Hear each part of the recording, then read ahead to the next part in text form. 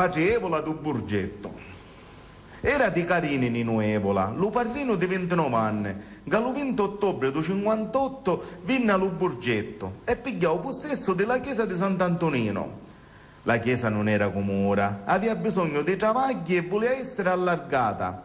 La casa di Dio va sistemata, le cristiane hanno diritto di pregare e vuole ma vita aiutare, ripetia Iddu continuamente quando sorda e carità fino a America ia a cercare.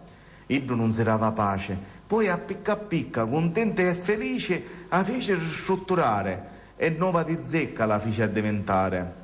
La parola di Dio per tanti anni diffonnio, la sua porta sempre aperta a tutte tenia, raccomandando con impegno e tanto amore a chi de canniddo a tuppoleare si niano e favori ci chiediano.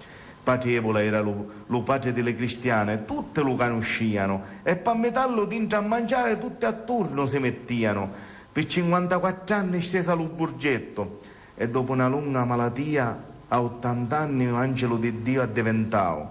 Un grande dolore in tale case delle cristiane serapio, lacrime e ciure allo suo funerale non mancaro e una chiesa china di cristiane come piaceva a Iddu per l'ultima volta lo salutaro. Con tanta nostalgia tutti oggi parlano di Iddu, tutti lo ricordano per il suo grande cuore, che ci fa dire una missa, tutti lo amantano per la sua missione.